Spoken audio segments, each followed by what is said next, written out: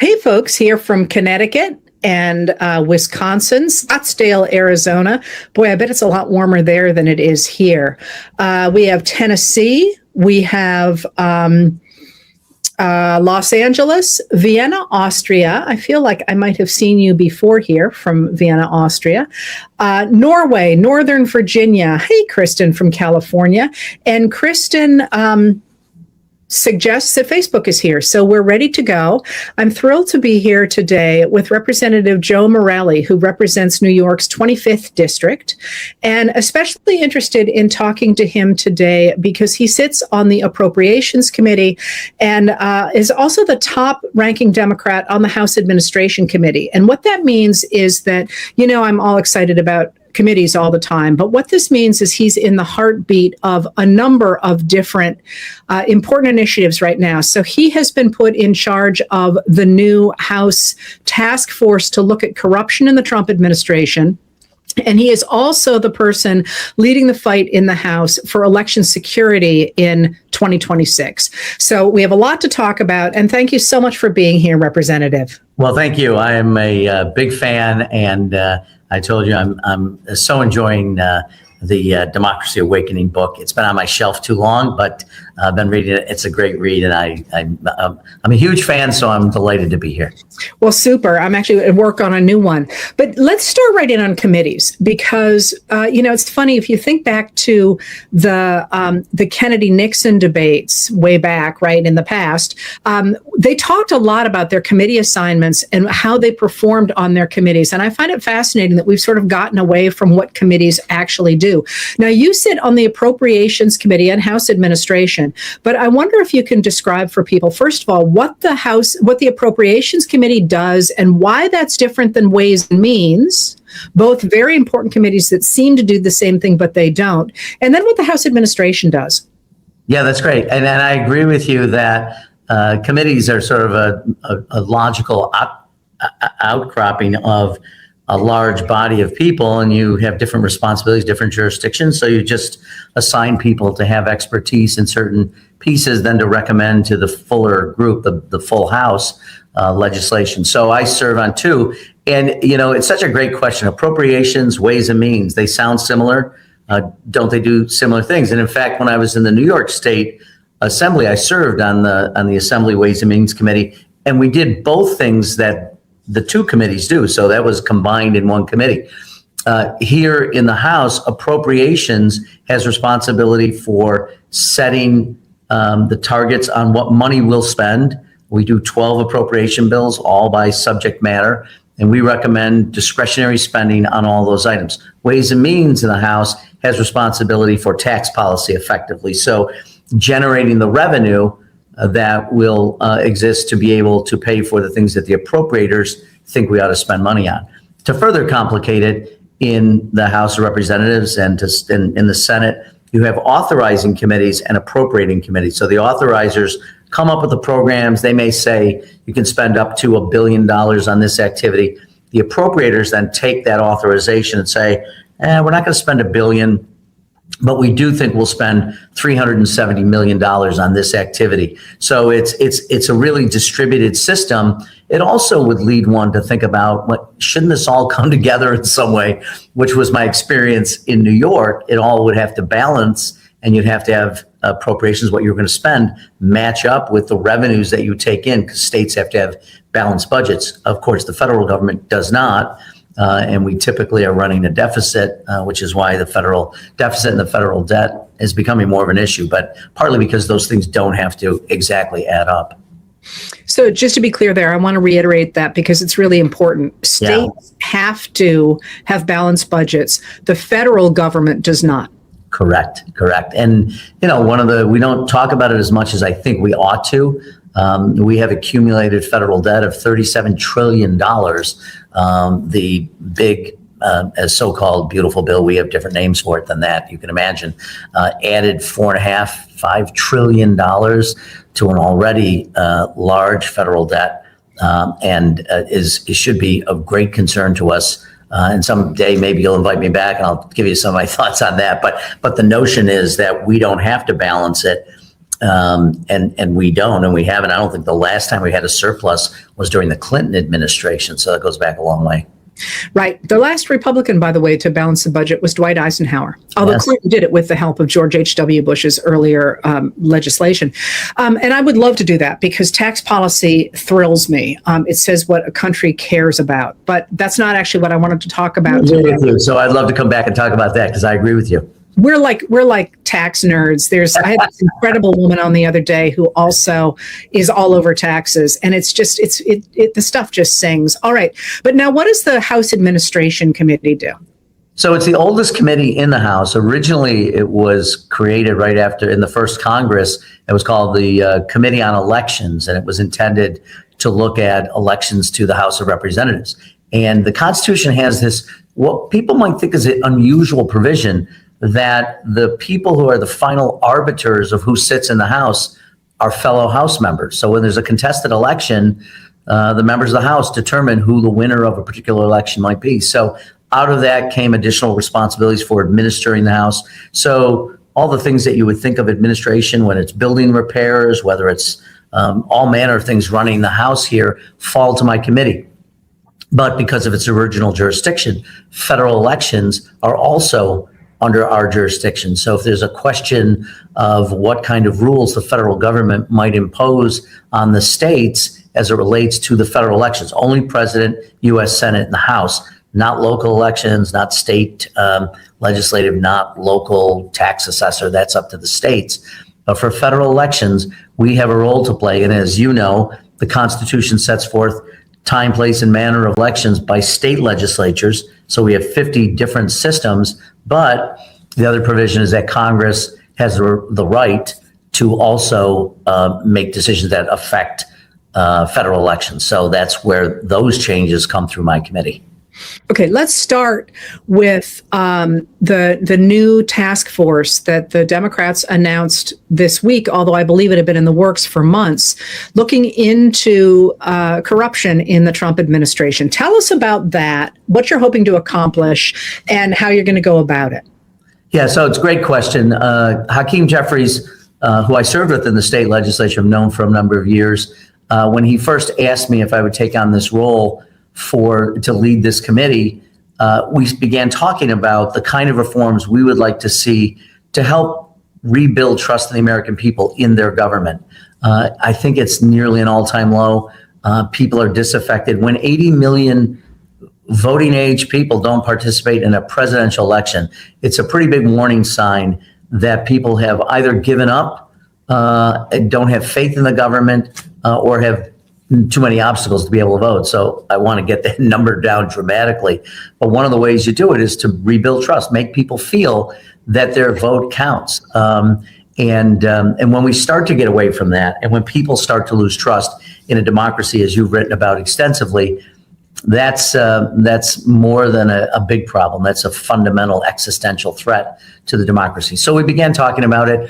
Hakeem gave me the charge of, I want you to essentially help organize the anti-corruption effort that we're going to make if we win the majority. And we'll begin that effort next January. So I've been working with staff, but I've been meeting with members and delegations of members, going through what they would like to see. It was my idea to create the task force so I would have both a geographic and an ideological diversity of members have input into the work that we're doing. So that's now going to take effect, and we're going to start having some internal discussions around what people want to see. I think the way I view this is really 4 buckets.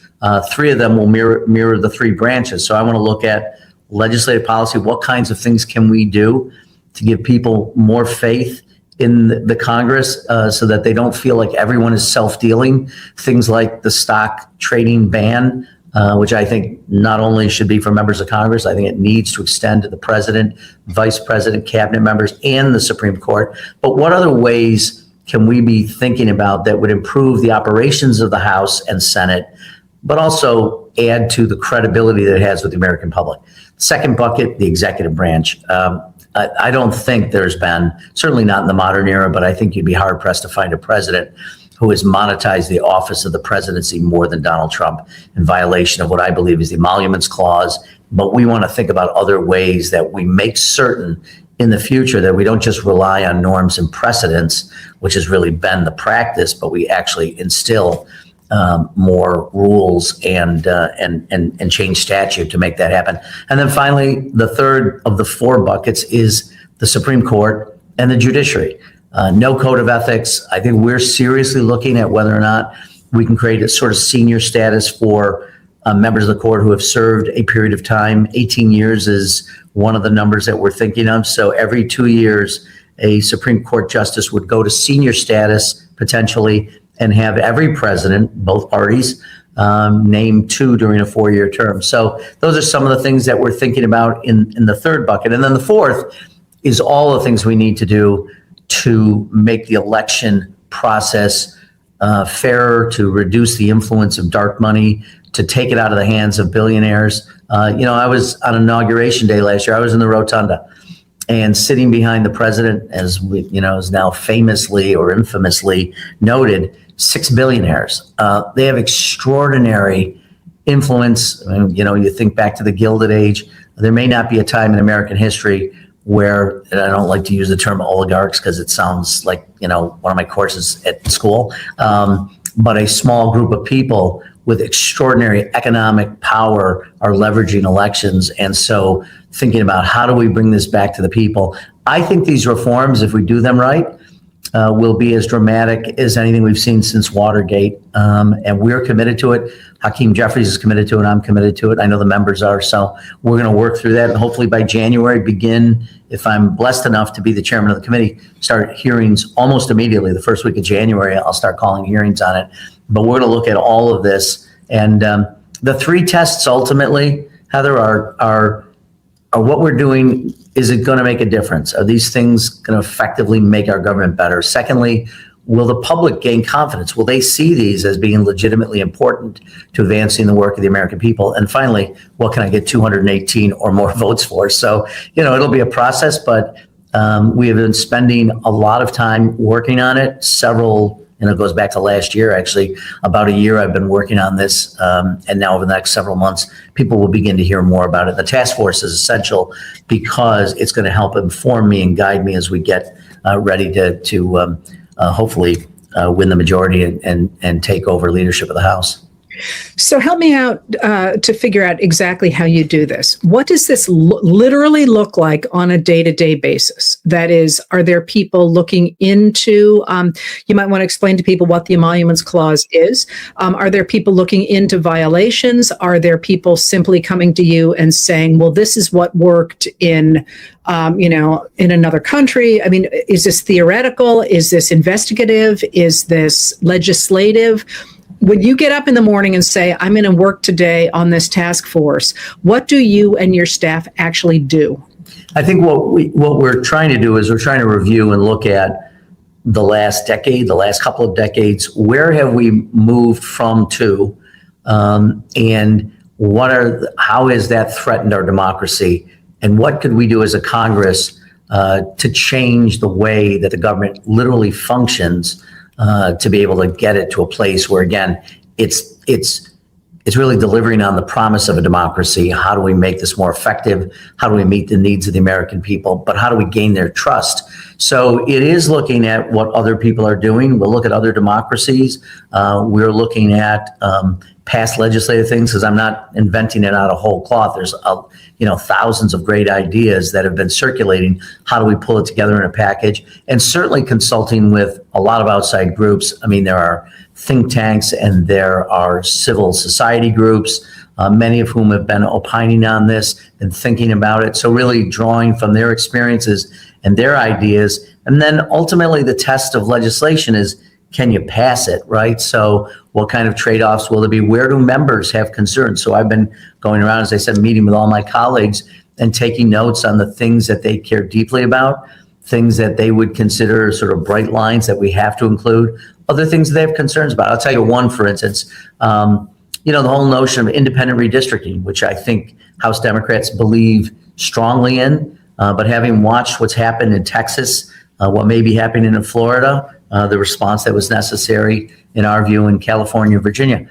So I think what we want to do is we want to have national standards on independent redistricting across the country, but we don't want to tie up certain states. In my home state of New York, we have a constitution that does not allow mid-decade redistricting unless ordered by a court. So we've sort of, got, in some ways we feel as Democrats that it's an unequal way of doing this. In Texas, they've redistricted, I don't know how many times. North Carolina, it feels like an annual rite of passage for them to redistrict. And one thing I really appreciate about President Trump is that he says the quiet part out loud. He is not afraid to say, I'm doing all these electoral changes, not because they're better for the country, not because they improve the government, but because they're better for my political base. I want Republicans to dominate. Therefore, I'm going to change the election laws to do that. And I'm watching, obviously, we're all watching what's happened in Hungary. And the complaints about Orban was the same thing, that he used his party to basically dictate how the government would function, which is clearly not supposed to happen and can't happen in a functioning democracy. Well, so one of the things that you're identifying is something that has jumped out to me is that, in fact, we had a lot of these measures in place on the books after Watergate, when we had a similar reckoning with the fact that the people in power were using the power of the government for their party rather than for the good of the American people. But to me, it's a really interesting question of how we got to a place where those laws now under the Trump administration, they're simply being ignored. The Impoundment Control Act of 1974 that was deliberately articulated that withholding money that Congress had appropriated was unconstitutional. Yeah, that's just out the window. And the thing that strikes me in this moment is that we already have on the books an awful lot of what you're talking about. But with the Department of Justice having been so corrupted, it doesn't seem to matter what the laws are. And I don't know, I guess speaking as not your constituent, but a constituent, just enforcing the laws that are already on the books would go against everybody, would go a long way to giving me some faith. It is one of the most frustrating things that you have to do is appear in front of your constituents. They stop this. And, at the end, and this is not a good answer, and it's not going to make anybody feel particularly comfortable. We all live to some degree under this social compact. I mean, the social compact is we are going to abide by the laws, that we have three branches of government, each with their own roles, each intended to be a block on the dominance of any one. People, and I'm talking to a professor, so I shouldn't do this. I should be careful. But, when we created this Constitution, we had two recent experiences, not just the one. We had the revolution where we, basically declared our independence from a monarchy. So we had that experience clearly in mind. But we also had the experience of the Articles of Confederacy, which was a loose government, a loose central government that really ultimately led to inefficiencies and no way of enforcing tax policy. So those two different things came together, and we start to build this new government, which has now survived 239 years under this. But it does, in many ways, rely on one thing, which is the good faith of the participants. And the sad thing about this president, and I think he's to some degree anomalous in the history of presidents, doesn't seem to have any interest in the people he serves. In fact, I often, it's half joking, but it's really less joke. I think the three questions that never get asked in the Oval Office: is this constitutional? Is this legal? Is this ethical? So to some degree, with the presidency and the way we've constructed this, he has agencies prepared to do whatever he instructs them to do without regard to what the law is or constitution, in some cases, even what judicial renderings may be. So we are at in my mind, a very fragile place in America. And the only way we get to a point where the public is willing to accept this is to give them some faith that the institutions, which before they relied on, which they have less and less faith in, that we can do the right thing. And I think then help hopefully build a little bit of trust in our government, because a democracy, as I said earlier, and you've written about, a democracy that doesn't have the faith of the people becomes an existential threat. And I so much appreciate it, because I always say to people about this, Adolf Hitler didn't come to power by virtue of a gun or an army. He was elected German chancellor. He wrote, then corrupted the laws. I mean, we know the history, but it's a functioning democracy, which is the only real hedge against a dictatorship and authoritarian government. Well, it does interest me that Magyar in Hungary is treating Orban's people not as a legitimate opposition, but as an existential threat to the country, which I think is something we need to look at very seriously.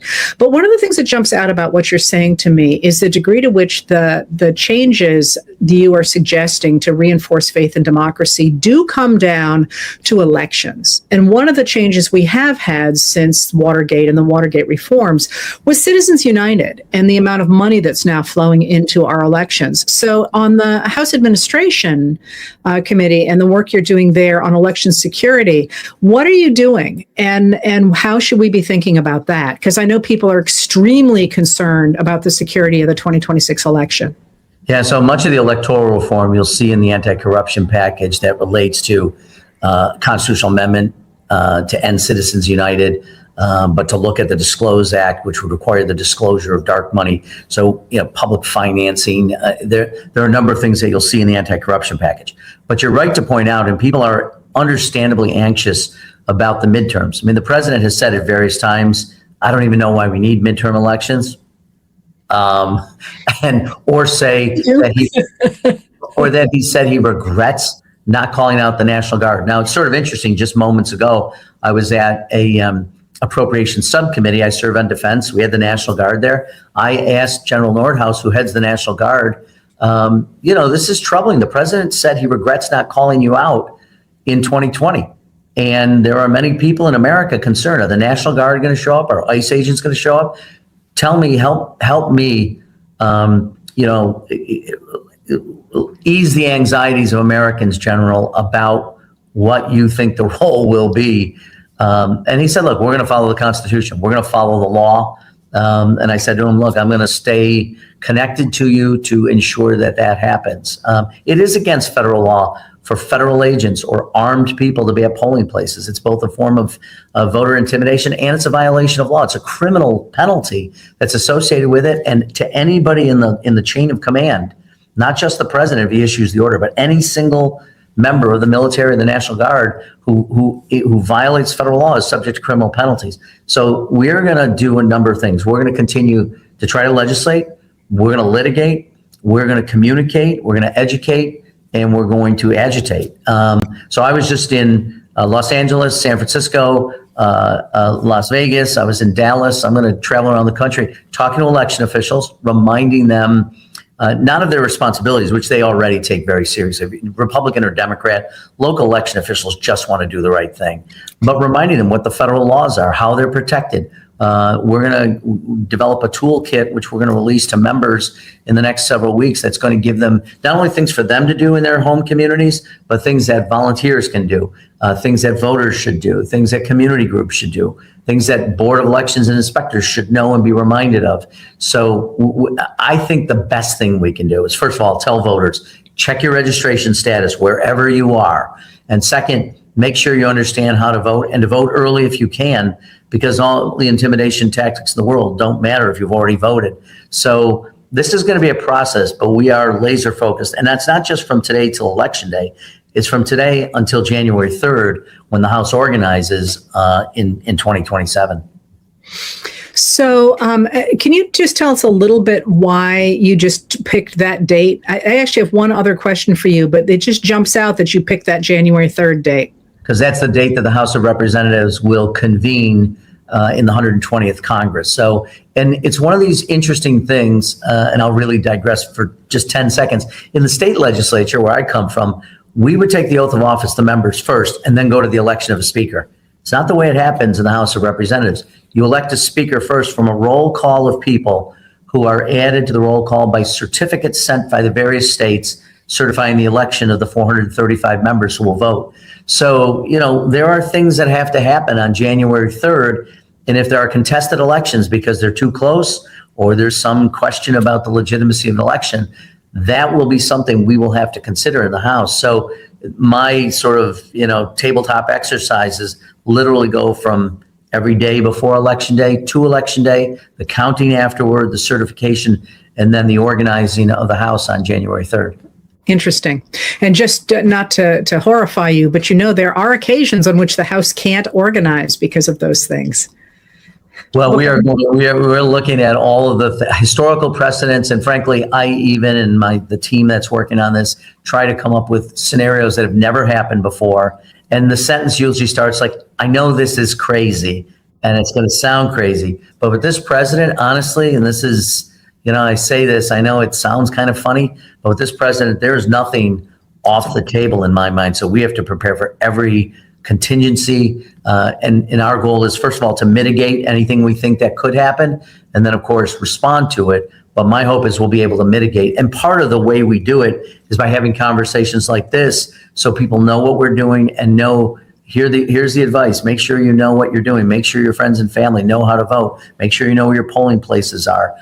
Reach out to us if there are any questions. We'll direct you to the proper people. And look, I'm glad this is April. Seems like a long way away, but we're going to need a long on-ramp to make sure that this election comes off as it has to.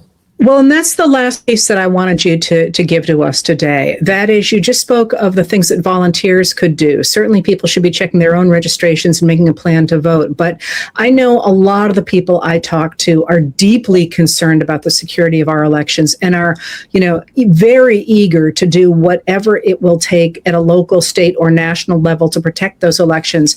So what would you say to people that they should be doing going forward, either on the idea of corruption and reinforcing the faith in American democracy, or with the idea of protecting the 2026 and later elections? Well, certainly on the first and the corruption effort and the democracy reform exercise, get in touch with your elected representatives. I have 213 colleagues around the country that are very, very engaged in this effort. So be communicating with them, communicate with us. If you're part of a group like Common Cause or Defend the Vote or all the other amazing groups and Citizens United, communicate with them. That we're talking to them on an ongoing basis. So that's one way. Share with us your ideas. As it relates to what they can do on the ground, work with community groups, talk to your election officials, maybe even be willing to volunteer to be an election inspector. Certainly check your registration status, make sure you vote, make sure your friends and family are voting, check social media to make sure we're talking to the social media platforms about their responsibility in this moment.